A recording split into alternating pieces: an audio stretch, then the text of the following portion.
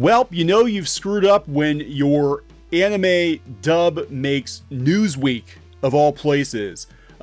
You've definitely screwed up Netflix and definitely managed to piss off a good chunk of the internet yesterday when they dropped the new redub of Evangelion on Netflix. It was met with, well, kind of a thud from most people. Not only did they cut out Fly Me to the Moon, because Netflix did not want to pay, I think, for the rights to the song, which is very instrumental, no pun intended, to Evangelion for most fans, but they also tweaked the dialogue and, the voice acting. The English voice acting was a bit flat, most people thought. And the biggest outrage is that Kaworu and Shinji's relationship is now purely platonic. Yes, that's right. All the gayness of Evangelion has been stripped out by Netflix, and fans are mad, so mad that it's made Newsweek, it's made Paste magazine, so it's made headlines, just not the kind of headlines that Netflix was probably looking for. So this is Neon. We're going to talk more about Neon Genesis Evangelion, one of my favorite anime series of all time. Now I do have a soft spot for the English dub, because it is the first anime series I bought on VHS in its entirety, and it was the dubbed version. Back in the 90s, I was paying like $25 a tape for like 2 episodes from ADV. Later, I upgraded to DVD, and finally, Geeky did buy me the Platinum Edition. I think it's been, 12 years ago, 10 or 12 years ago, she bought me the Platinum Edition, which I have, and you're going to have to pry it out of my cold, dead hands, because I'm not parting with it, especially after watching a little bit of the Netflix dub. It just doesn't do the show justice, in my opinion. Before I really get into the video, please subscribe if you haven't done so already. It definitely helps the channel out. It's helped us a great deal this month. We're trying to grow the channel. We want to get to 100,000. That would be awesome. It'd be so awesome if we could get to 100,000, guys. Thank you so much for all the support you've shown us over the last few months. It's been a great ride. So let's talk about this. So Newsweek is calling out censorship in Evangelion. Netflix censored Shinji and Kaworu's relationship in new Evangelion dub, fans say. Now, I've heard 2 versions. I've heard one that the current translation is actually closer to the intended Japanese translation, which it was affection, but it was platonic, versus the homoerotic overtones of the original dialogue in the ADV dub, and the subsequent movies. It was pretty on the nose. I don't think there was any doubt that Kaworu had romantic feelings for Shinji. But anyway, so Netflix new Neon Genesis Evangelion translations have some viewers confused, as they seem to suggest the relationship between Eva pilots Kaworu and Shinji is strictly platonic. Again, I don't think Shinji ever returned those advances, but Kaworu seemed like he was pretty into Shinji. This was news to many viewers familiar with the earlier English versions of the series, which make Kaworu's attraction to Shinji and the latter's intrigued confusion by the whole thing quite clear. Seemingly small translation choices can often prove contentious with fans of anime and other forms of Japanese pop culture, and outcry over perceived censorship isn't uncommon. However, the Netflix translation of Evangelion seems to have considerably altered a major point in the story. Twitter users voiced their annoyance at the romantic subtext between the two that had been reduced to a friendship, sharing images, memes, and GIFs on social media platform Friday morning. Kaworu isn't gay, Shinji isn't gay. I think all of you are confusing friendship with romantic love. Yeah, I know, right? Apparently, they no-homoed Shinji and Kaworu on Netflix. So the new dub, Kaworu doesn't tell Shinji he loves him. No, he just likes him a lot as a friend. Just, they're bros. One of the most significant changes in the new Netflix dub revolves around Kaworu's confession of love. In the English dub, instead of saying, "I love you," he says something more vague, "I like you." However, some viewers weren't upset with the choice, arguing the connection between the characters still comes through, even with the translation change. Someone please clarify for me, how does Kaworu saying like instead of love remove the gay subtext from his relationship with Shinji? I mean, look at Shinji's expression. Yeah, the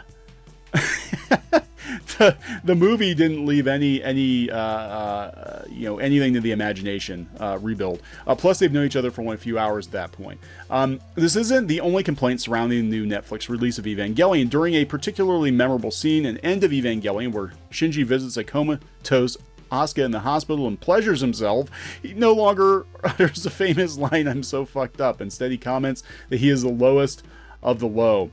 While this is a more literal translation of the original Japanese, many argue the profanity in the earlier English version was a better fit for the tone of the scene. Yeah, I actually had a subtitled version of End of Evangelion before they brought an official dub out, and I'm trying to remember, but I do think it actually was more in line with I'm low. And I didn't, the video quality wasn't very good because it wasn't a legit copy. So I didn't know what he was doing. I didn't know why he was looking at his hand. I had no idea what was going on. I'm just like, what the hell is going on? Anyway, yeah, the infamous hospital scene. So here's the point of Kaworu saying that he's the first person to straight up tell Shinji he's loved. He's the first person to show Shinji love in a way Shinji can understand. He's so important to Shinji's development as a character. On this note, Shinji no longer says, "I'm so fucked up." The iconic line has been changed to the literal translation of, "I'm the lowest of the low." Read the fucking room, Netflix.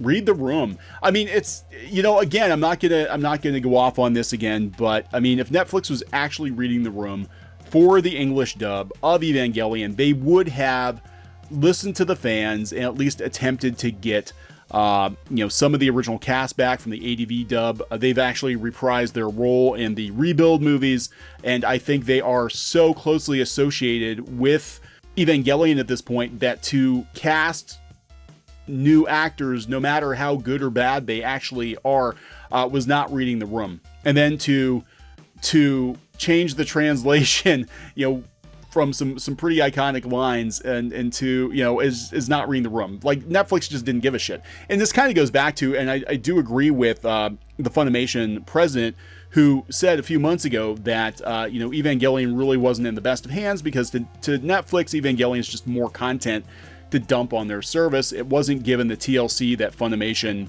potentially would have given it.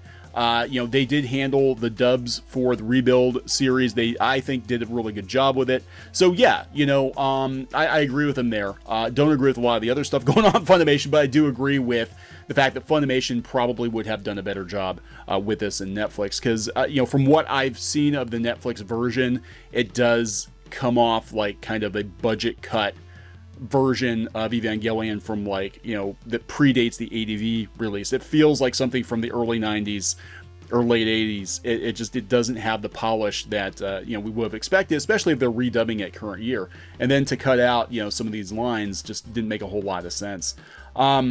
So the big thing here is, beyond the translation changes, beyond the fact that they've removed the gay, they've taken the gay away from Kaworu, is Fly Me to the Moon, which is a huge deal. I think, personally, it really set the tone for the series. A lot of people were jumping me in the comments on my previous video. They're like, it's not that big of a deal. Most people skip the end credits anyway. I'm like, no, I never did. A lot of Evangelion fans didn't.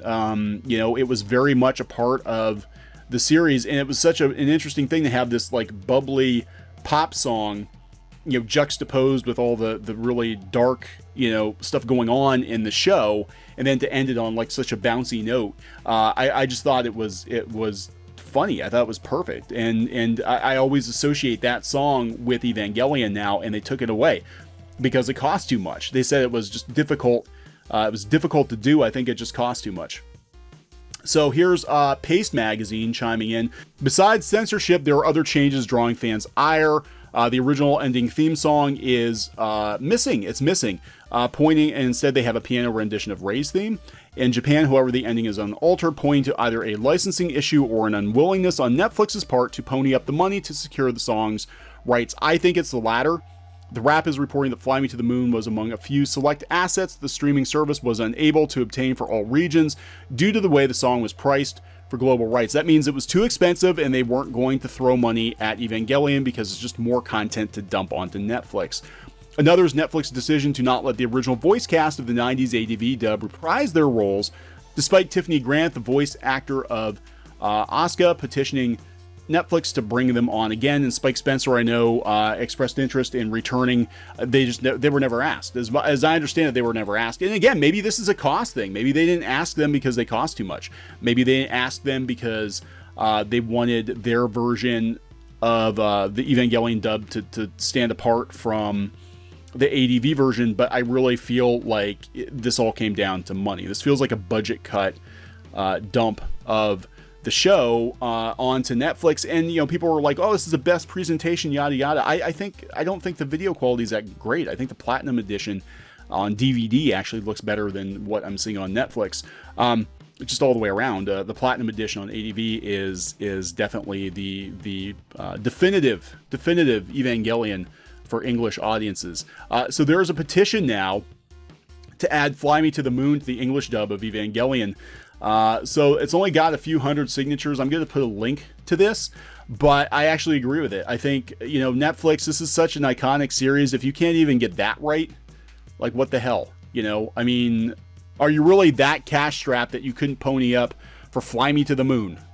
So I don't know. We're going to watch this. I just don't have a lot of hope about other classic anime series that Netflix is adapting. I mean, Netflix is really hit or miss. I mean, some of the stuff they do is amazing. We love Stranger Things. We watched I Am Mother the other night. I thought that was really good. Castlevania is pretty awesome. But I think it comes down to the individual studios, and maybe it's not Netflix in particular, but the individual studios producing content for Netflix, that they're sort of self-policing, their content for quality, etc. Because, this just seemed like a lazy dump to me. They just dumped it on the service, and it's really unfortunate that such a classic anime was treated this poorly, in my opinion. So please subscribe for more pop culture news, views, rants, gaming videos, art videos, and more. This has been Neon. I'll talk later. Hey guys, thanks for watching Clownfish TV. Please consider supporting the channel. Go to clownfishsupport.com. That's clownfishsupport.com. And if you want to join our community, go to clownfishtalk.com. That's clownfishtalk.com. Please subscribe, ring the bell for notifications. We will talk to you next time.